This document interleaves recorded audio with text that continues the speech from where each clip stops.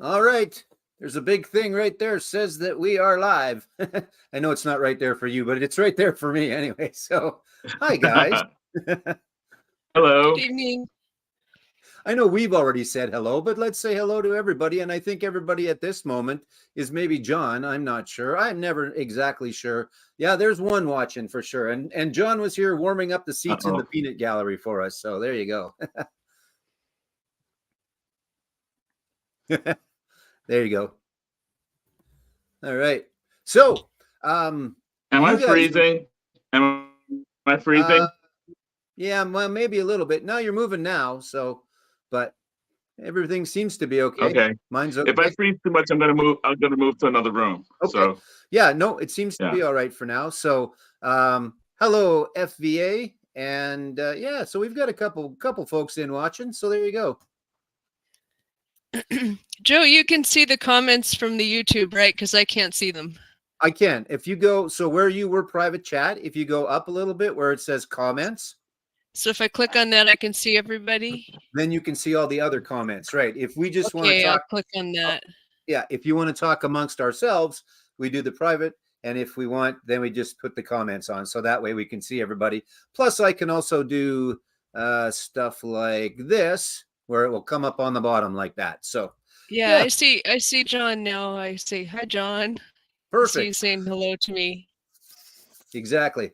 All right. So for those that may be new, I know the people on camera are not necessarily new. And I know that there's a lot of people, hello, Devin, that are watching that are not necessarily new. But if you are, this one's called, Hey, I saw those guys. We're just, we've each kind of brought a band. I brought a couple of bands to the table that we're going to talk about. We're going to talk about our concert experiences, who we went with, where we saw them, maybe who opened for them as well. I know I've got some of that going on. And I was in a bunch, not a bunch, but I was in a few. You know, I was in with Scott a couple of times and I was in with other people. And it always seemed to come up where you would start to talk about some of the concerts that you've been to. So I thought, what the heck, let's do a whole show about it. You know, we'll be here for the hour. Folks, you're welcome to talk about some of the shows that you've been to as well. It's nothing specific. The very first one just happened to be when Rob from Northern Revolutions and Alex from Beer and Vinyl and myself, we all talked about the first one that we went to, but that's because that was the first show. From now on, it'll be about whatever show whoever wants to be on brings to the table. And that's not a good place for my hand. So I've got mine and you guys have yours. And I'll kind of kick it off. I want to introduce everybody. But first off, Catherine, hello and welcome. Thanks very much for joining me tonight. You're welcome. Nice to be here. I appreciate that. And also Scott from DJ Vinyl Vertigo. It's Catherine S., by the way, and it's Scott from DJ Vinyl Vertigo. Thanks for coming, Scott. Thanks for having me. Thanks so much. Oh, It's you're gonna very be fun. welcome. So I'm just going to do this real quick. So there's Catherine's page. If you don't already subscribe to Catherine, make sure that you do. Check it out. Catherine S. right there. Catherine, you had 1,000 plus views of your vinyl tag. That was kind of cool. Hey, that was all right. Well, it helps to do really early. I was probably the second one to post after Robert Fitton. And so when you're at the top of the list, people look at it. I guess that's not a bad thing, right? Yeah, exactly. Exactly. So, and then we've also got, let's share this one. And there's Scott's page. So, Scott, you've got a couple of things recent, actually. You've got just 16 hours ago, you're talking about. Tell us a little bit about, actually, we'll get to that. We'll talk about stuff on your channel later, but I wanted to bring them up and introduce everybody just so that we, everybody knew everybody. So I think he's got Bob Marley's Exodus. Woohoo. Yeah, exactly. So again, no real rules to this, rules being the wrong word to use, no real format other than, again, we've each got a band that we're going to talk about. I'm going to start quick. I do have a giveaway. As I try and do now, again, for those that this is the first time, it's not a physical thing, but I've got a download card that I will give away a little later on. So it'll be a download card. And this time it is for Halsey. And she is a singer-songwriter. And I've got her webpage up here somewhere too. Let me get that up real quick. She's good. She's a little different. I'm not sure who she would be comparable to, but I liked it. I have the album and I'm not going to use the download card. So I want someone that may be able to use the download card. So we'll give that away a little later on. But there's Halsey. That's what she looks like. And then it's not, necessarily all about the looks. It's also about her page, which is, where to put it? There it is. Actually, this is specifically the album that we're giving away. So it's Badlands. That's what I'm going to give away. And again, it's going to be a download card, but there's some of the stuff on Badlands. There's another lovely picture. She has, her hair is as blue as mine. Wait a minute. That's not. But it is a good album. So we're going to give that away a little later on. But without further ado, yeah, a little something anyway. So without further ado, let's get into it. So the band that I chose to go with, and I'm not exactly sure why, because the first show was the very first concert I saw. The last week's show was the most recent concert that I saw, which was City and Color and Nathaniel Rateliff. And I can't remember the young lady's name, but it was really good. And this one, I think I saw a commercial that had Billy Idol in it. So I'm going to talk about seeing Billy Idol back in 1987. Oh, yeah, awesome. it was actually, it was this tour. It was the Whiplash Smile Tour. And it was in Calgary, Alberta, Canada. And it was at the Saddle Dome. So basically their hockey rink where we have most of our concerts here in Canada. But it was really good, actually. It was... not necessarily, well, it was kind of the height of his career. This was maybe not as popular of an album, but it was still obviously pretty big for him. It had Sweet 16 on it. To Be a Lover was on here. Billy definitely benefited from from MTV for sure. So I brought up the set list. So this is the set list that was this specific show. Now it says Cow Palace which is San Francisco, but the actual set list is the same. It just didn't have it showing in Calgary. So if I wouldn't have shown you, you wouldn't have known, but right. So great starter, Dancing with Myself, and then Blue Highway. So a couple of classics, and then Flesh for Fantasy in there. World's Forgotten Boy, which is on here. Sweet 16, which is kind of, I don't know if everybody remembers that one, but very ballady. The video was just him and his guitar, black and white. It was really good, actually. And then Eyes Without a Face, Don't Need a Gun, Baby Talk, which is probably one of my favorite Billy Idol songs. And then, of course, Mony Mony. So everybody got to say, get laid, get you-know-whatted. And so when 16, 20, it's a little different than when you're at a wedding. When you're at a wedding, maybe there's a couple hundred people, but you get 16, 20,000 people chanting it. It definitely rings a little louder. But this is Vital Idol, which is basically all the remixes. Which is very good. If you haven't heard this one, it's a really cool album because again, it's White Wedding, it's Dancing with Myself, it's Flesh for Fantasy, Catch My Fall, Mony Mony, Love Calling, and Hot in the City. But it's all the extended mixes, so it's pretty cool. And there's his buddy Steve Stevens on the back, who was playing with him at the time when I saw him. Just to finish off the set list a little bit here, Kiss Me Deadly, which was a Generation X song, the band he was in just before. Rebel Yell and White Wedding, and then To Be a Lover and a cover to finish. I'm not sure why he finished with a cover, but he did. So To Be a Lover, obviously the big hit off of this album at the time, which is what it was. It was the Whiplash Smile Tour. So there you go. And I've got a couple other Billies as well. There's obviously Rebel Yell, which is probably my favorite overall album. This is just a 12-inch with Mony Mony and Baby Talk on it. And then the first one, actually, I think that single was first and then this, but this was after leaving Generation X. So, hey, Alex, nice to see you. So there is 1987, and that was who I saw. Again, it was the Saddle Dome in Calgary.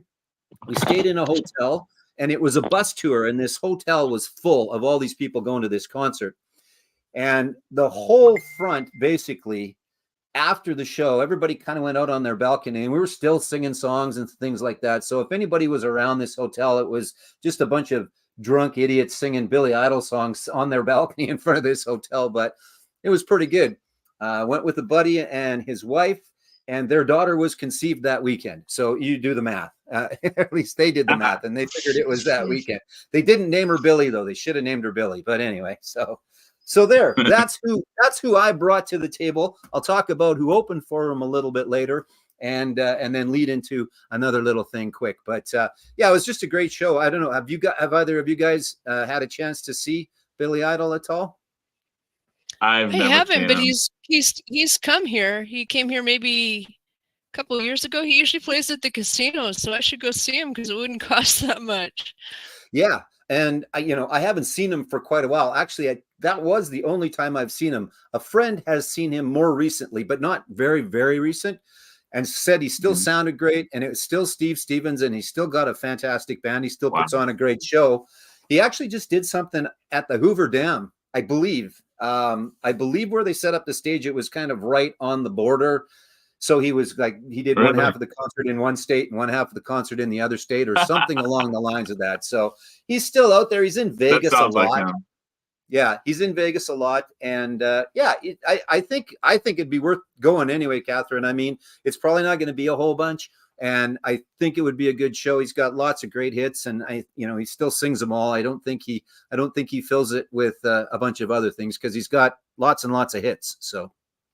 Yeah, I have a lot of stuff. He was in The Wedding Singer with Adam Sandler. He was. Yeah.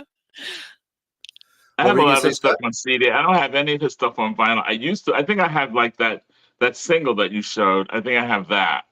But I lost a lot of my stuff in New York when I moved from New York to Florida. But I have some of those records on CD now. I always liked Billy Idol when I used to hang out in the clubs and stuff. I loved his music. His music translated very well to club. Oh yeah, definitely. And we used to dance hard to his stuff. Music. So. Yeah, and that's why that Vital Idol is all the extended mixes, right? So it's all the 8-9 minute versions and extended guitar solos. But you don't really want a guitar solo in your dance mix, but they pull it off. It's pretty decent. So if you see it out there and you're a Billy Idol fan and you want the extended mixes, I recommend. I recommend that one. So yeah. All right, Catherine. I know who you're going to talk about. Why don't you tell us who you're going to talk about, please? Yeah, the reason I'm talking about Sting is because it's fairly recent. Sure. So I saw him. I got it all written down, so I know what to say. No problem. Of course. I saw him September 25th of 2023 at Climate Pledge Arena in Seattle. And he's playing with his son, Joe Sumner. So I got to meet Little Sting. That's what I nicknamed him. Sure. He doesn't sound like his dad, but he looks like him. So during the pandemic, Sting made an album, and it's 10 original songs. And I'll show you the cover here. It's got the sleeve on it, but this is his latest release. So I always like to go to concerts where they have new material. That's always a good thing. And the songs that he played from this record, so there's 10 songs on the record. He played Rushing Water, If It's Love, which is a pop tune with whistling in it. And it's my favorite. It's inspired by Otis Redding Sitting on the Dock of the Bay, because he said we need another song with whistling in it. Sure. And the Book of Numbers, Harmony Road, which is about his growing up in Northern England and how as a kid he kind of hated it. But as he got older and more mature, he realizes, growing up in that small town really shaped who he was. And For Her Love is a ballad. It's probably about Trudy. So how I got my ticket is I'm on Sting's fan club. And that's always a good thing, because then you can get pre-sale tickets. And I was able to get a really good seat for a decent price. So I sat like first row, second section on the side near the stage. And that's good for photography. So if you guys want to see these pictures, I've posted them on my community page. You just got to scroll down 4 months ago. Sure. I've got a picture of Joe with Dominique Miller, and they have a session drummer. His name is, what's his name here? Zach Jones. He's a young man from Florida. He got to play with Sting on the U.S. tour, so that's pretty cool opportunity for a young person. And so Sting's son went first, and he played 6 songs that he wrote. and Dominique was out there, and Sting's stage was all set up. So when Joe was done, he just announced his father and he came out. So that was really cool. There was no break. You know how sometimes you wait for half an hour for the band to set up or whatever? Yeah. They were just all ready to go. And the reason is because they packed a lot of songs in on this show. I was there for 3 hours. Wow. And Okay. You got your from money's 8 worth, to, right? 8 to 11 o'clock. And Sting literally played everything. Like, I don't think he played Synchronicity 2, and he didn't play that Desert Road song because he didn't have that, that guy with him to do that. So those 2 songs weren't in the set. But I wrote down, let's see, what did I write down here? He started with If You Love Someone, Set Them Free from Dream of the Blue Turtles, and he just kept going. He did Englishman in New York, Message in a Bottle, All This Time, Mad About You, Why Should I Cry for You, Heavy Clouds No Rain. When he introduced that song, he said, Seattle weather's like England, it rains a lot, so it's just like home here. Yeah, sure. And yeah. And Why Should I Cry for You? If I Ever Lose My Faith in You. So basically take any one of Sting's solo records and he played the singles off of those. And he told this story, before about the death of his parents, before those songs, like Soul Cages is about the death of his father. And then so when we get to the end of the concert, when there's an encore, the band left, but Sting never left. They just, he just got a stool out and sat on a stool with an acoustic guitar, and he told us how he wrote a country song and wanted to write country songs, but he didn't think he could sell them because he's from Northern England. Yeah, didn't think he'd be very credible, so he gave it to Johnny Cash. He sang that song, I Hung My Head Down Low. You know that one off Mercury Falling? I just think that's just a cool, you gotta hear it. Like Johnny Cash made it a hit, and Sting gave it to him, but I like Sting's version. But Sting just told us stories about how when he was a kid, he used to like to watch those Westerns that were on in the 60s, like Gunsmoke and Rifleman and stuff. So he likes writing little country tunes. So that's the start of the encore. Beyonce's got a country album out now too, right? So yeah. Well, why not? Darius Rucker went to the country, and then what's his name? Andrew Ferris from INXS is recording. Lionel Richie did too. Lionel Richie did country. Yeah. I mean, yeah, well, I think some of it's Dominic Miller hates Sting writing country songs. He doesn't like it at all because he's raised in Argentina and he knows a lot of flamenco guitar. It's just not his jam. So, go ahead. Well, Dominic is really a part of Sting's music because he co-writes a lot of those songs. He's the lead guitarist, so he comes up with a lot of those melodies. Yeah. And then just to finish off the encore, so after he sang that country song, he said, "What haven't we played yet?" And we're all yelling, "Hasn't played Roxanne." So basically he did the Police first record. And what was cool was he said, I mean, they're not a reggae band, but we all know that, there's a little reggae influence on those first 2 Police records. Yeah. Lots, yeah. Because he's a fan of Bob Marley. So he starts singing No Woman, No Cry, and he showed us how he did a medley of So Lonely and No Woman, No Cry, and said he actually came up with that song from listening to Bob Marley's song. Sure. So that was kind of a new thing for me. I knew it was reggae influenced, but I didn't really realize what song it came from. And so he did Roxanne, So Lonely, and I think, what was the other one? I can't remember. King of Pain. Okay. He didn't end with King of Pain, but he stuck it in there. And then they all bowed and said goodbye, but Sting stayed out there again and got on the stool with the acoustic guitar, and he ended with Fragile. And awesome. I was looking at my watch because I rode the light rail in, and I thought, I got to catch this last train before, the last train is at 11:30, and it's like 11 o'clock. So I stayed for about 2 seconds of Fragile because I know that song. walking up the stairs looking backwards, but I ran over there and caught my train to get back to my car in North Seattle. Yeah. So that was the Sting concert.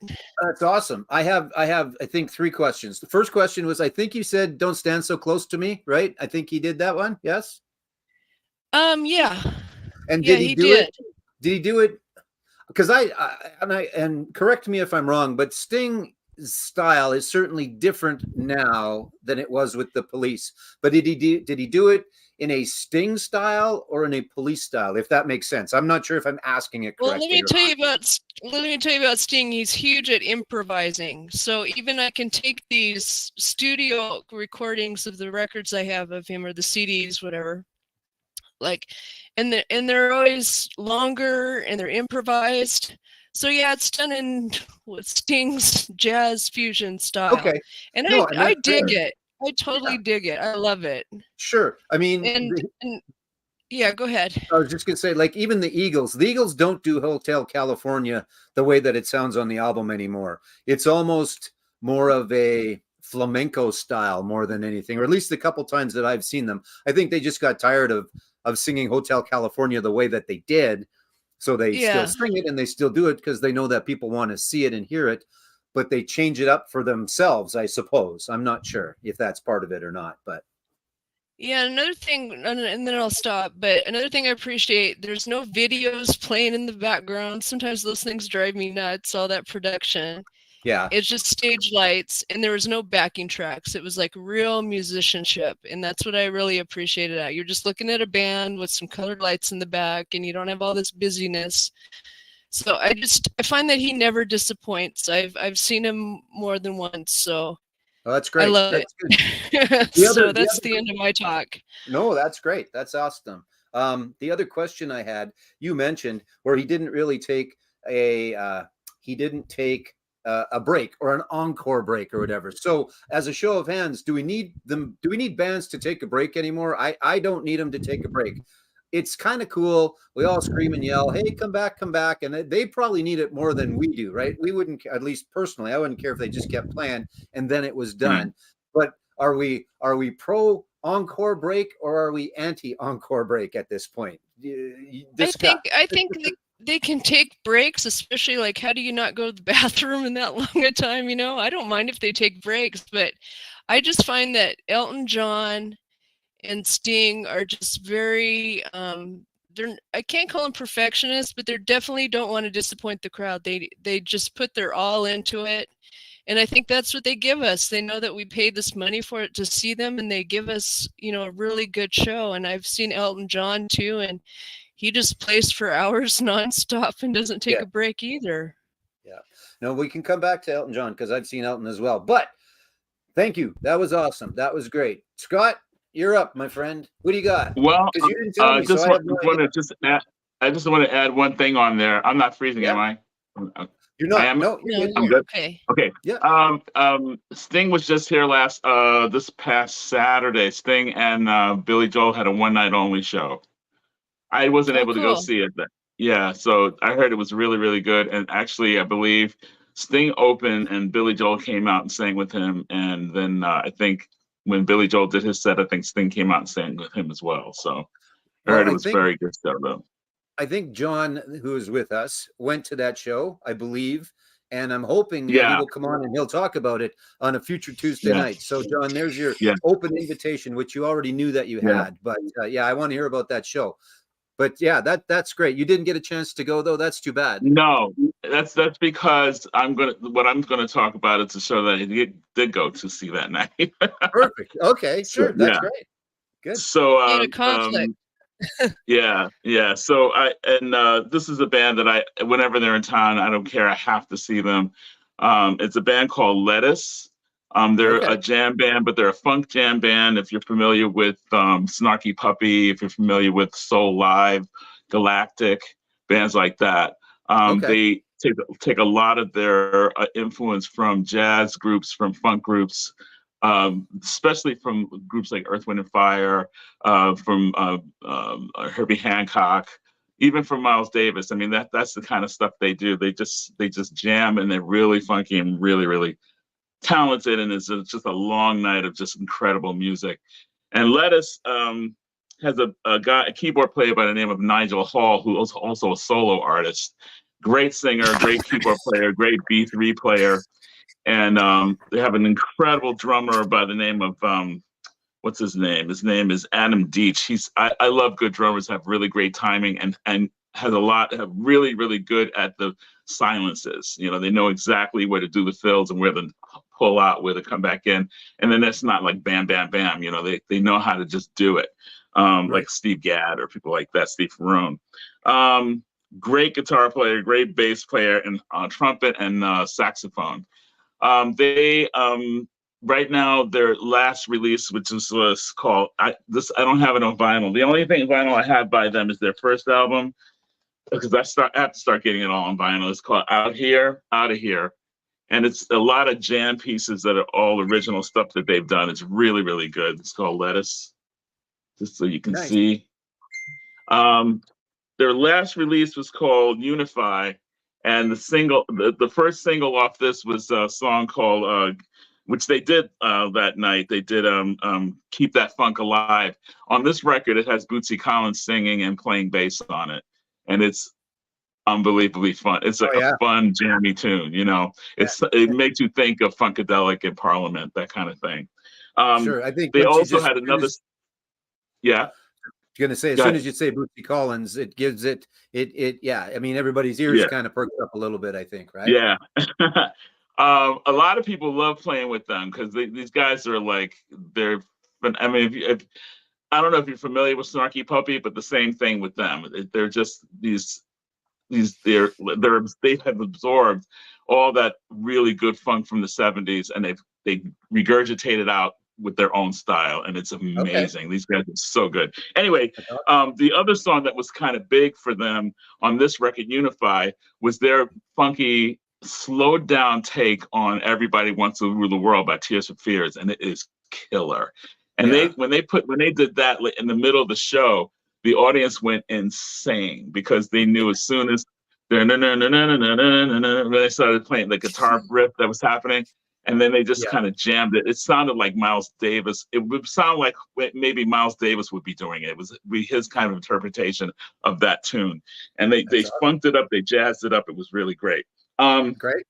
They also did some Curtis Mayfield in their encore. They did Move On Up.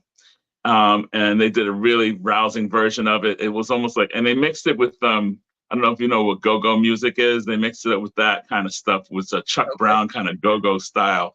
And then they slowed it down, and Nigel, the keyboard player, went into a rendition of Be a Lion from Broadway show The Wiz.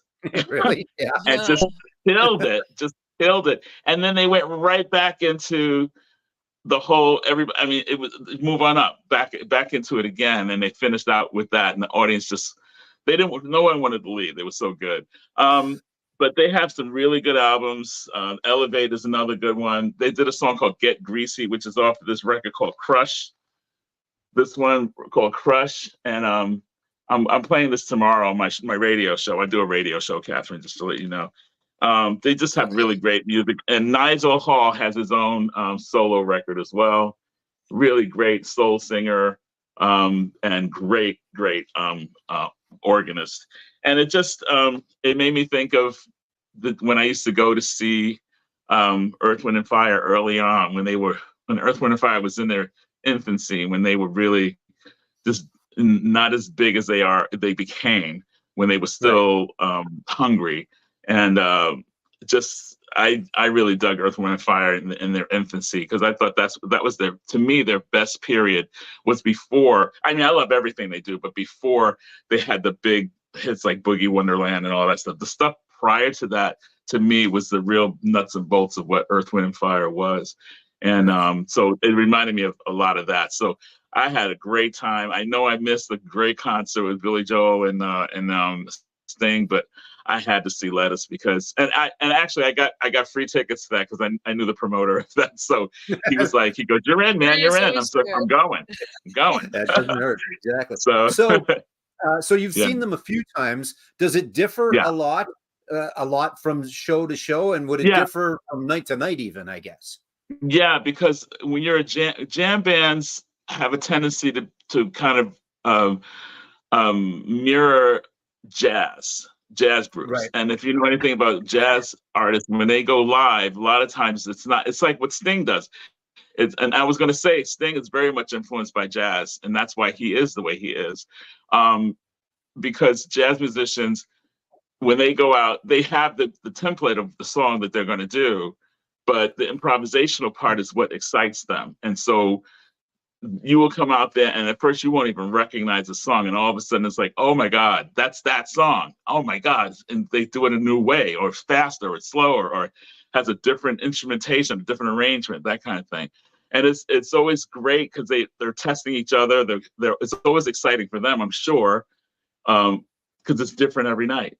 It's like they're playing a game. It's like they're playing a game with each other. They like playing tennis. You know what I'm saying? And the improvisation, the solos that they do back and forth, that type of thing. And they're watching each other, and it's just amazing to watch them work.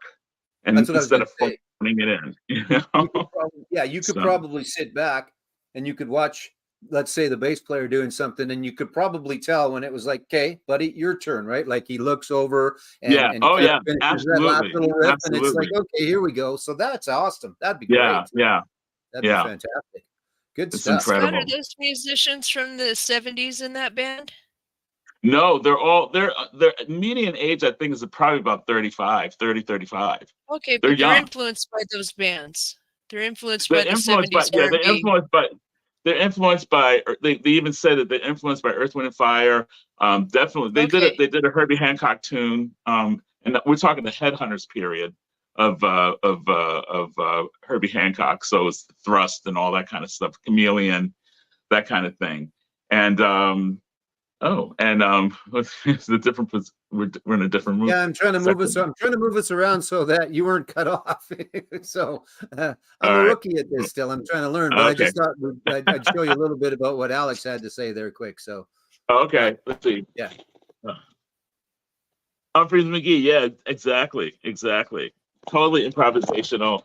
I love groups like that because they always excite you. They always you never know what you're going to get, and it's 9 times out of 10 it's going to be really good, and you're going to really enjoy it, and you just smile because it's like, oh, they surprise me. They surprise you every time. I love bands that can do that. They can just play.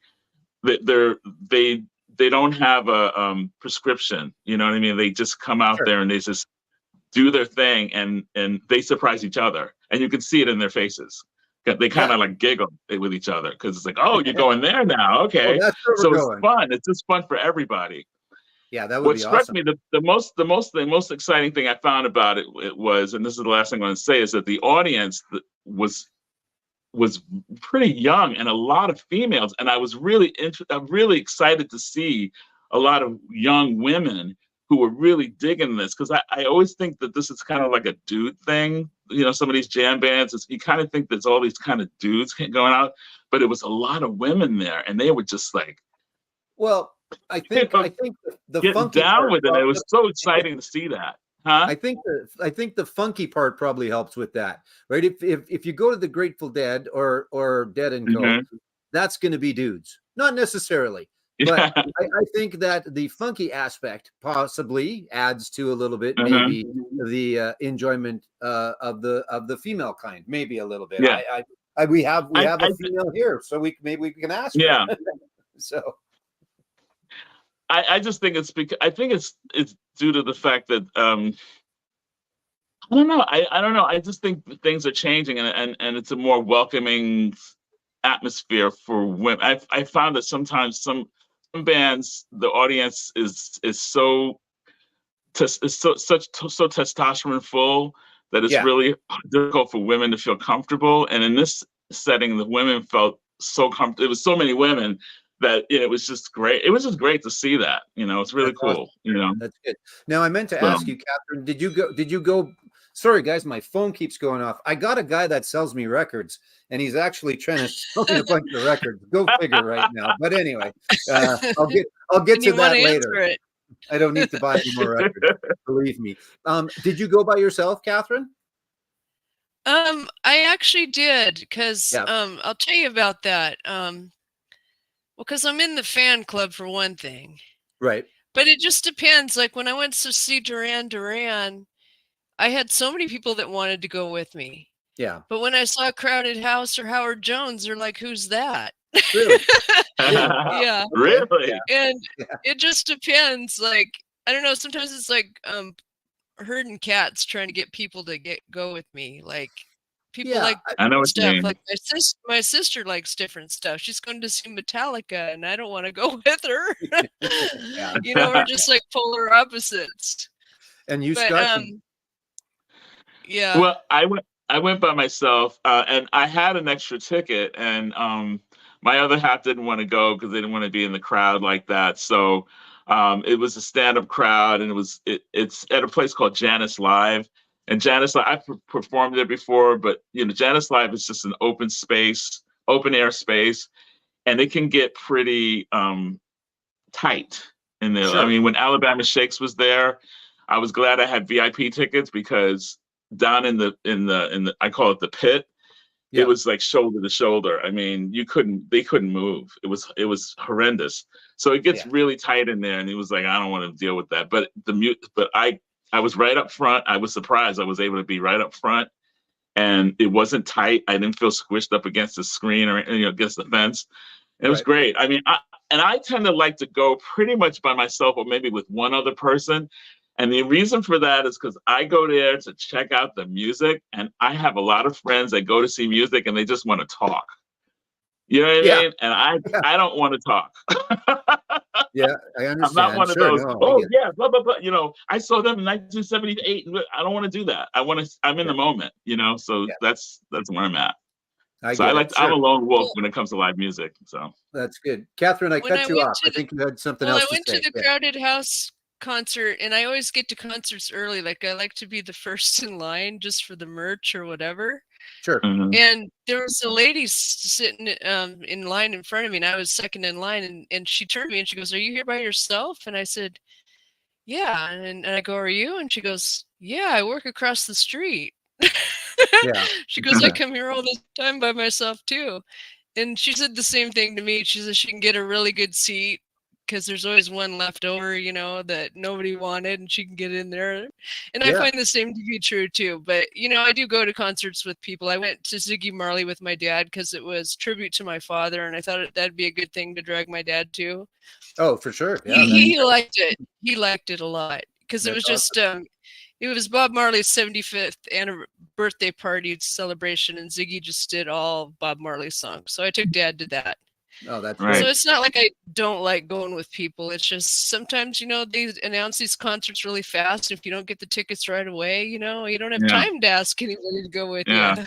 Yeah. No, I get it completely. I mean, obviously, yeah, if there's somebody that wants to go, and much like Scott, if there's somebody that wants to go but wants to listen to the music, I'll talk to you all you want beforehand, but let's Yeah. watch the show when Yeah. the show is on or in between. But there's a Yeah. time and place. But I went to a bunch of shows last year by myself, not on purpose.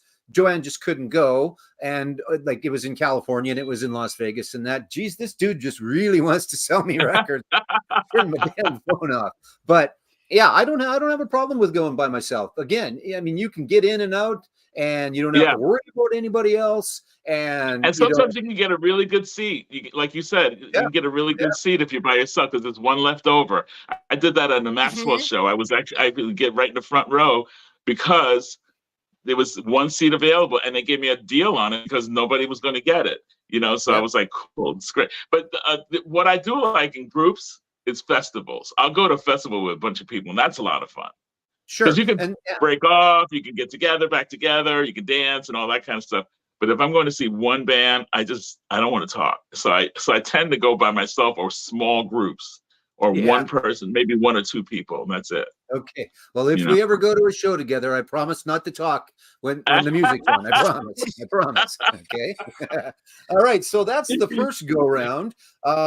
I pulled out a couple other ones. So I want to talk about, and it sounded like there was Sting's son, right? Did a little bit of a set, Mhm. you said, right? Well, I forgot to mention that he was out in the encore. He was singing with his dad in the encore. He was singing Okay, cool. those police songs with his dad. Yeah. And then Scott, did anybody open for them at all, or? No, there was no opener for that group. I was happy because they did a long set, and it took a while. Actually, there was an opener. There was. It was a DJ. Sure. There was a Yeah. DJ, and he just played a bunch of funky stuff and mixed a lot of old disco and and that was kind of fun. But we were happy that he was done. And Let's get on. Yeah. You too. I've been an opening DJ, and I'm telling you, people don't want to hear that. They want to hear the band. Yeah, that's right. Yeah, last year at the Sphere, U2 just had a DJ for like 45 minutes beforehand. Kind of gets everybody woke up a little bit, right? I think more than anything. So, but who opened up for Billy back in the day in 1987 was The Cult. So that was a pretty good show. Yeah, that was pretty good. Now they had Love was out already, and Sonic Temple. I think it was Sonic Temple. Yeah, nor was it Electric. Anyway, I got the three of them anyway. So they didn't have a huge set. I've got their set list here, but they were really good. Love had been out for a while, so they had a pretty decent following. I don't know if they would have drawn a whole bunch of people on their own. We talked about that first show where sometimes you get a band that's very similar, because you think, you're just going to draw on everybody, or you try and get the band that's that almost not necessarily the polar opposite, but as opposite as can be, and everybody's still happy with listening to both, because that way you get a couple of different crowds, right? So was it this? Where is it? Yeah, I think this was the set for this. So it wasn't long.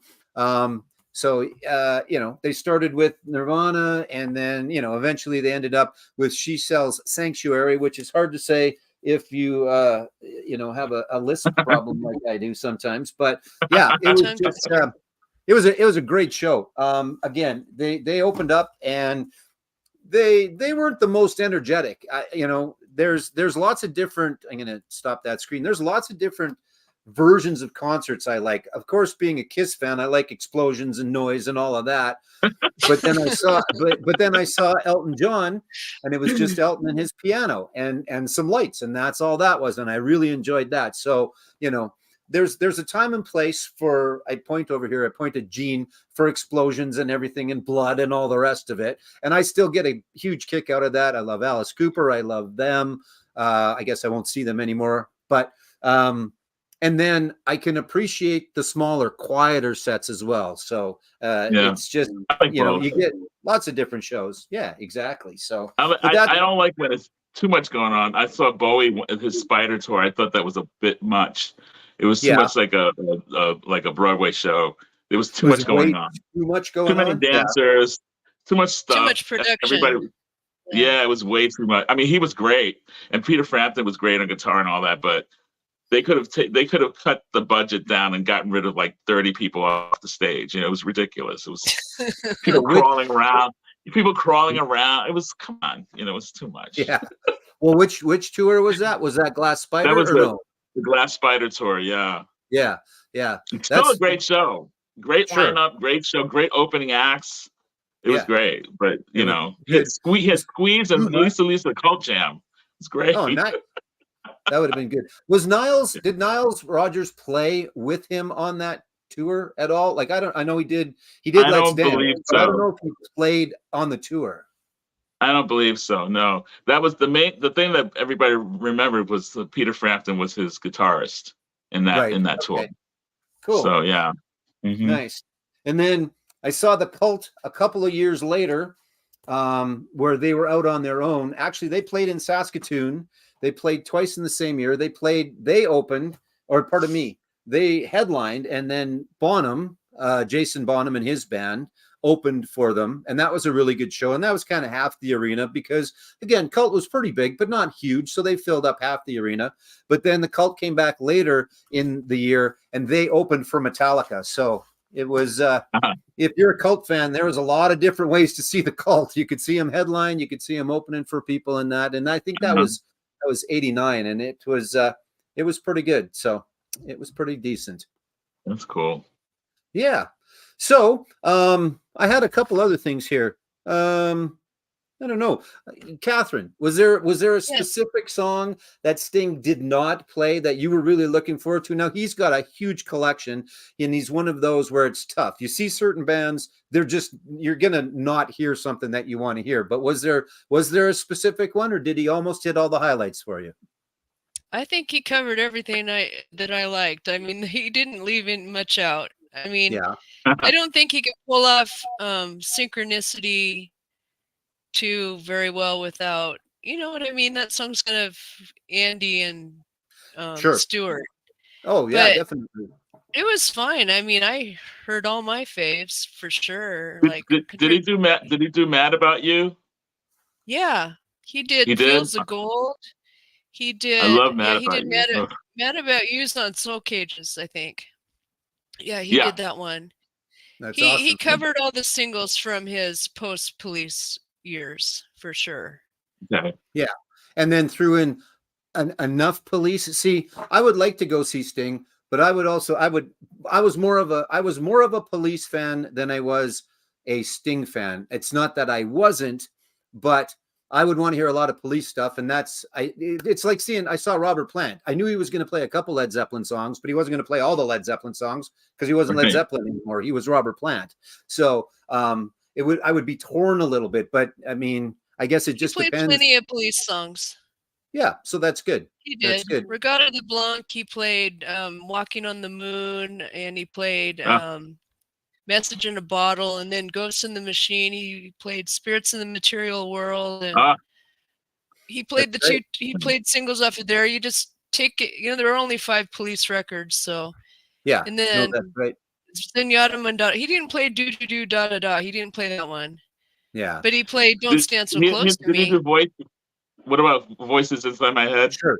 Yeah, No, did I he don't do think that? he did that No? one. Okay. No. But he did Okay. Don't Stand So Close to Me. He did all the fan favorites for sure. Mhm. And Yeah. I'm trying to think the other song I liked by them. He did King of Pain, and he didn't do Wrapped Around My Finger. He didn't do that one. Yeah, some of those songs Okay. really, you know, have Stewart's drums, you know, the signature drum sound from Stewart on them, and then Andy Sumner's as a guitarist. I mean, yeah, exactly. it ends up not sounding like a Police song. It sounds like a Sting post-Police song. Yeah. There's a question for you, Catherine. Did Sting bring an audience member up for "I'm So Happy I Can't Stop Crying"? That was from No, John nobody in the Astin. audience came on stage. No one did. Yeah, Okay. he talked to the 2 front rows were what are they called? When you get to go backstage, what are they called? I forget. Meet My and brain's gone. Meet and greet. Yeah. Those 2, you know, and I was in line at the t-shirt stand with a lady that was in the meet and greet, and she's seen the Police numerous times and Sting numerous times, and she had her kids with her too, because they're little Sting Police fans too, because of their Yeah. mom. That's good. But that family was in the front row, and Sting was talking to those people because he met them. So like when he was telling his stories, he was talking to those people. He was talking to all of us, but he really zeroed on some specific people in those front rows because he met them during the show, Right. before the show. Yeah, well, that's good. That's But good. nobody got up there. Yeah. I'd ask you the same question, Scott, but I guess it's kind of tough when the band that you saw, there is no let's say radio hits that, or I mean, I guess, was there something you really hoped that they would have done, or did they do something that you wanted to and did it different? They did everything. Like, you know, they're the type of band that, you know, it doesn't really matter what they play because they don't. Yeah, right. They don't have standardized hits. They have a few singles, but overall, because they jam and they're different every time, they just keep doing different things. It's like those other bands, like some Snarky Puppy. They're known for a couple of big songs, but otherwise they do whatever they want, and you just kind of accept it because it's good, and you just kind of, you know, you're not going, oh, I wish they had done this, or, you know, there's certain songs that you know, there's a song called Get Greasy that I really like, and since it's a lot of instrumentals, it's a little harder to discern, you know, like, what's the name of this song? You know what I mean? I just know No, exactly. what it sounds like, and then, you know. Yeah. So And I don't focus on go the ahead. song itself. So. Go ahead. Yeah. Sorry. Oh, that's fine. I'm still trying to get my my act together here and my hosting act. I'm doing okay, I think. But You're doing so fine. you guys have both seen the acts that you saw previous, and does that help? You know, there's some songs that maybe you'd heard already and you enjoyed them when you but let's hear some new stuff. I guess were the shows a lot different from, I think I kind of asked that earlier, but was the show a lot different from when you'd seen Sting before, Catherine? I saw Sting in '95, and I saw him at the Gorge Amphitheater in George Washington. Yeah. Now, back in the day, the stage was down here and all the people are on the hill. But what I noticed the difference 30 years have put on him is he's more audience interactive. He tells more stories. He talks more. Yeah. And back then he had 4 albums, because I saw him on the 10 Summoner's Tales tour. Right. He just played and didn't really talk to us. So it was much more personal. I just think, you know, he was in his barely 40 back then. I just think as a person, he's matured and he's a different person than he is now. Oh, I think so. Sure. Yeah. I think Sting has probably changed a lot. I think, you know, a lot is the same probably as well. But I think I mean, as we all age, I'm probably the oldest one here. As we all age, right? Things change as we go along. So that's good. How about your experience from one to the other? I think it was a little different, because when I saw them before, it was more in a festival setting. So there were guests that came from other bands that came and jammed with them. So it was a different kind of thing. And I think they stuck to their originals mostly. Whereas this show, there was no guests, and they did do quite a few. They mixed in quite a few covers in their songs. So they kind of metalized things, so to speak. They showed the similarities to what they do and intertwine some other person's work in their work, just to give a little taste of what their influences were. So I thought that was pretty cool. It's just a very different feel than the festival setting, because they didn't have to bring somebody up on and be so strict. They just were more loose. Cool. You know? And no explosions and no blood, right? Or was there? No. No pyro. No? Scott, I'll check out your group that you talked about today. I'll go on YouTube and Spotify and I'll check them out. Yeah, Lettuce they're fun. They're a lot of fun. If you like that kind of thing. Yeah. Well, I like Earth, Wind, and Fire, so I like Sly and the Family Stone and Earth, Wind, and Fire, so I'm sure I can dig it. Awesome. I think you will really get into it. Yep. All right. So to kind of wrap things up, because we've got about 7 minutes left, Catherine, I know you've got a new video out. Phil Collins is the most latest on your channel, correct? Yeah, next week is going to be my Genesis. I only have some 80s Genesis and Mike and the Mechanics, so that's the follow-up to Phil Collins, because it's the Phil Collins era of Genesis. Right. And then I'm just going to tell you, this Friday I'm going to a cover band, and they're called Cool Babies, and guess who they're covering? I don't know. I'm trying to think of what name that would be. Baby. Strange but not a stranger. Burning down the house. They're a Talking Heads cover band. Talking Heads. And they're from Seattle. And I thought for $40 I got to go see a Talking Heads cover band. Oh yeah, for sure. They have a YouTube. The guy has a YouTube channel. I checked it out, and I think it's going to be fun. And that's what a concert's supposed to be. It's supposed to be fun. So of course, if they don't tour anymore, so I might as well see a fake band. Yeah. Now, have either of you seen the Talking Heads or David Byrne live? I've seen the Talking Heads. I've seen David. I saw the Talking Heads at CBGB's. I saw David Byrne here in Florida. And I have one more thing, and I love this. When I lived in Long Island City, which is in Queens, back in the early to mid '80s, their rehearsal space was down the block from where I lived. So I used to actually go and sit on their stoop and listen to them rehearse.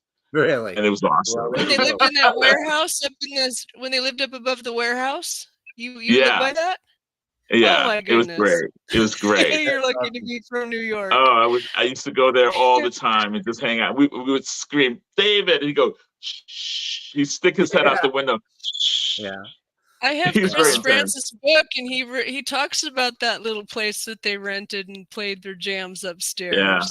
Yeah, it was great. Yeah. It's great. He talks about parking his car in New York, and every time he went out there, the engine was gone. Because I New believe York it. was rough back in the 70s. Uh-huh. Yeah, that was a funny book. I'm a jealous They're a man, my funny friend. band. Yeah, I'm a jealous man. You got to punch Bruce Springsteen in the arm, and you got to listen to the Talking Heads practice. So, I mean, that's a full life. I'd be happy with that as a full life. That's a great thing. So, Well, what's all going the on? In your action's channel? in the New York City. Yeah, that Yeah, helps. Yeah. yeah. What's going on your channel right now? My channel, well, the last video I did was actually a response to Biren video, to Alex's video, that he was talking about his 50th video, and I congratulated him on that. But he picked up a record called by Larry Coryell, 11th House, and I guess 11th House record, and this one here, this one. And so I did a video showing all my Larry Coryell records and my also the Pixies records, because I was thinking about live shows that I've gone to, and I've been listening to my live Pixies records, and I love Pixies. So, and Pixies has a new record coming out on the new live one on the Record Store Day. So I talked about that in my next video. So that's awesome. That's great. Yeah. Catherine, pick a number between 1 and 10 for me, please. Between 1 and 10? Yep. Oh, boy. How about 8? 8. 1, 2, 3, 4, 5, 6, 7, 8. Alex of Beer and Vinyl. That is the 8th comment back in the comments. You, my friend, if you're still here, I haven't seen you type anything for a while, are going to get yourself a download code for Halsey's album, Badlands. All right, that's the one that we're giving away tonight. So I know where to get a hold of you, and I will get that for you. Congratulations, Alex. So thanks, Alex.